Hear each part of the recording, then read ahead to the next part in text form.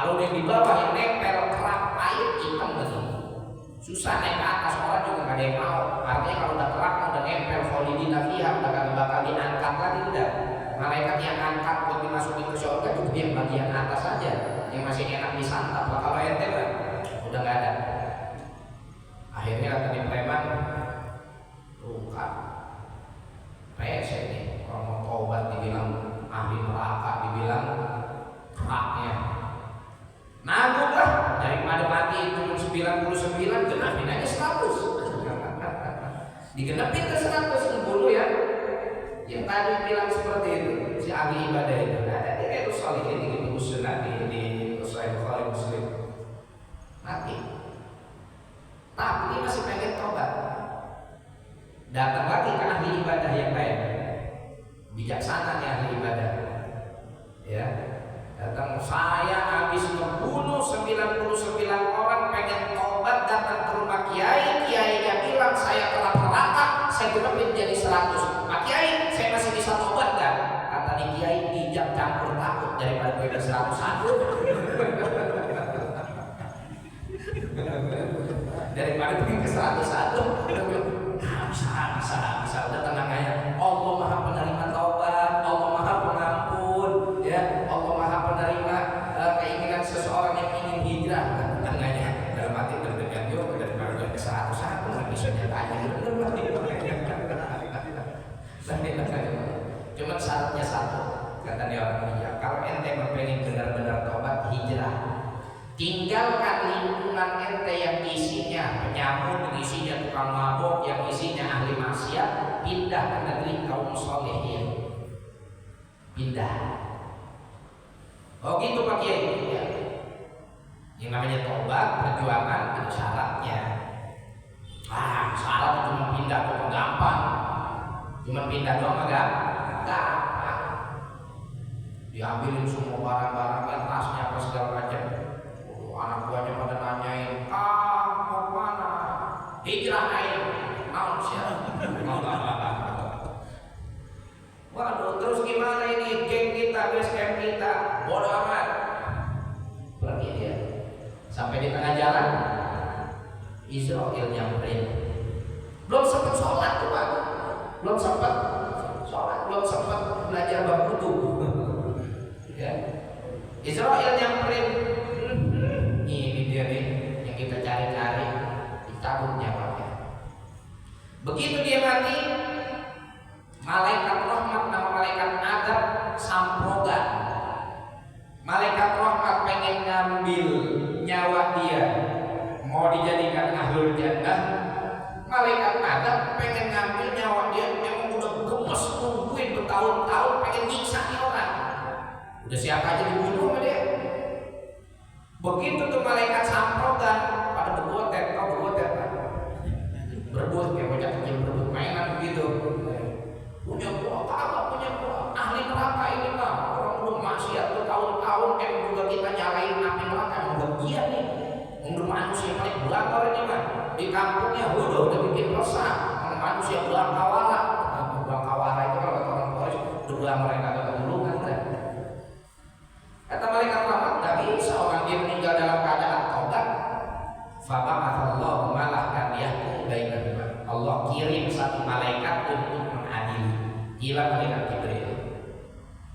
Apa kata ini malaikat? Udah kita cari jalan tengah. Ini orang betul sudah ada niat taubat dan sudah hampir menuntaskan rukun taubatnya yang disyaratkan oleh si Rahib itu ahli ibadah itu. Apa itu hijrah? Tapi benar juga emang nih orang belum melakukan ketaatan sama sekali. Ya, catatan bukunya semuanya isinya dosa semua. Udah kita ukur aja. Kata di malaikat yang mengadili, kemana jarak tubuh dia lebih dekat? Apakah lebih dekat ke kampung dia yang lama, atau lebih dekat ke kampung dia yang baru yang isinya orang-orang soleh? Diukur sama mereka. Ternyata bedanya gak nyampe 10 meter, gak nyampe 5 meter, gak nyampe 1 meter. Perbedaannya cuma 1 shibr, jengkal. Lebih dekat ke kampung orang soleh. 1 jengkal lebih dekat ke kampung orang soleh daripada ke kampung dia yang pertama. Ya, pada akhirnya diambil oleh malaikat rahmat. Ya, tapi hal seperti ini adalah pengecualian, mustasnayat, ya, dan kita nggak tahu kalau kita terus-terusan berada dalam rasa aman dari siksa Allah Subhanahu wa taala, merasa selalu aman dari amarah Allah Subhanahu wa taala, apa yang terjadi? Yang terjadi kita nggak mau ibadah. Udah tenang aja, Allah Maha Pengampun, lanjutin aja lagi mabuknya. Nah, ini nggak benar. Maka dari itu dalam ilmu tasawuf dikatakan seorang hamba harus menyeimbangkan 2 sayapnya dalam jalan dia menuju Allah. Apa itu? Al-khauf wa raja. Rasa takut kepada Allah diseimbangkan dengan harapan kepada Allah. Khaufnya dia gunakan di alam dunia agar ia terhindar dari maksiat, takut pengen maksiat. Rojanya dia gunakan di akhir hayat, bahwa punya harapan yang besar Allah Subhanahu wa taala mengampuni dosa-dosanya. Ya, hakada yaqul mar'u ala ma 'asha 'alaihi wa yub'atsu ala ma mata 'alaihi. Ya, dalam hadis yang riwayat Imam Muslim ini, yub'atsu kullu 'abdin ala ma mata 'alaihi. Seorang hamba akan dibangkitkan dalam kondisi bagaimana dia mati. Maksudnya gimana? Maksudnya adalah dalam keadaan apakah dia baik atau buruk. Kalau dia meninggal dalam keadaan husnul khotimah, dibangkitkannya juga dalam keadaan baik. Kalau dia meninggal dalam keadaan su'ul khotimah, berarti dibangkitkannya juga dalam keadaan buruk. Dan ini materi ba'ats termasuk salah satu materi yang dibahas di dalam ilmu akidah dalam bab sam'iyah, ya, iman kepada hari kebangkitan, ya, iman kepada hari kebangkitan. Wa nufikha fis suri fa idza minal ajdati ila rabbihim. Oh, enak tinggal lanjutin. Wa nufikha fis suri fa idza minal ajdati ila rabbihim yansilun. Ketika ditiupkan sangkakala trompet yang kedua, fa idza minal ajdath. Ya, apa itu ajdath? Dari dari kubur mereka, dari tubuh mereka yang lama, atau juga disebutkan ajibud danab. Apa itu ajibud danab? Ajibud danab adalah salah satu komponen yang Allah ciptakan di dalam diri kita yang itu nggak hancur.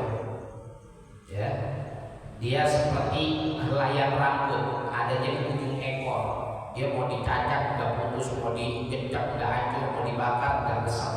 Nah, nanti dari situlah manusia akan tumbuh kembali, akan dihidupkan kembali oleh Allah Subhanahu wa taala. Ya, ila rabbihim yansilun, mereka berbondong-bondong menuju Allah. Nah, hari kebangkitan, qalu ya wailana man ba'atsana min marqadina. Ini siapa yang ngomong man ba'atsana min marqadina? Siapa yang membangun kita dari tempat tidur kita? Ini yang ngomong ahlul maksiat dan orang-orang kafir. Ya, kenapa mereka ucapin kayak begitu? Ya wailana, celaka kita. Mamba'atana, siapa yang membangkitin kita, membangunin kita dari tempat tidur kita? Kenapa ahli maksiat ngomong kayak gitu dan juga ahlun nar atau ahlul kufur ngomong kayak begitu? Karena bagi mereka masih mending siksa kubur. Siksa kubur bagi mereka masih dianggap ringan. Ya, ketika mereka dibangkitkan dari alam kubur, itu tandanya mereka akan disiksa dengan siksa yang lebih besar. Makanya mereka bilang, celaka dah, suwe dah, ya, apes dah, ya, siapa sih ini pakai bangunin, gara-gara bangun nih, jadi akhirnya harus merasakan siksa neraka. Naudzubillah min dzalik.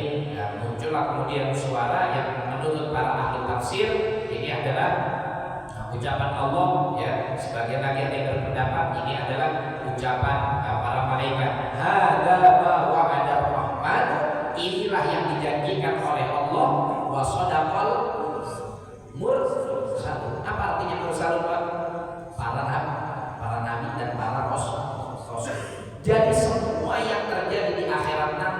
semua yang terjadi di alam akhirat nanti itu adalah pembuktian dari kebenaran dan kejujuran ucapan para nabi. Cuman para nabi dan para rasul yang ucapannya benar serta membawa risalah dan warisan mereka. Enggak ada wasodaqo sia-siun, politikus enggak ada. Wasodaqo calegiun enggak ada.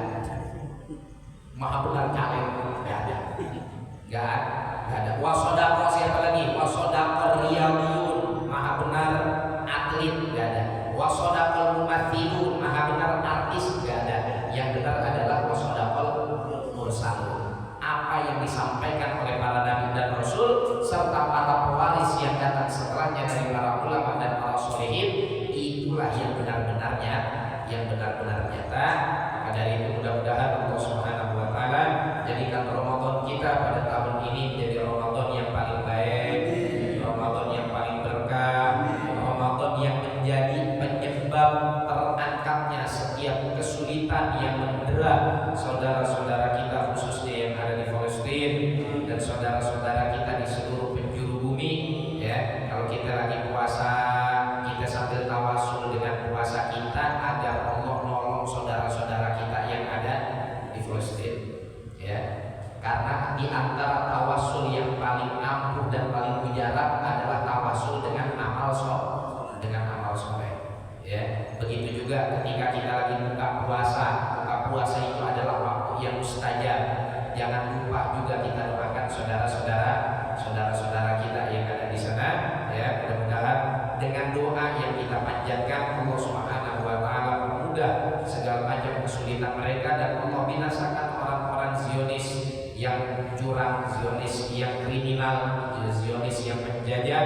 Allah Subhanahu wa taala jadikan tipu daya mereka kembali kepada tenggorokan mereka masing-masing. Ala hadhihi niyyah wa ala nabihi masyayikhuna wa ala nabihi salafun salihun bi niyati Allah taala yubarik hadzal masjid wa man shalla fihi wa man khalaqa fihi wa man afaqa wa tadamma fihi wa man darasa fihi wa yanshura hadhihi barakat wal khairat ila jami'i jiranina wa jami'i buyutina wa Allah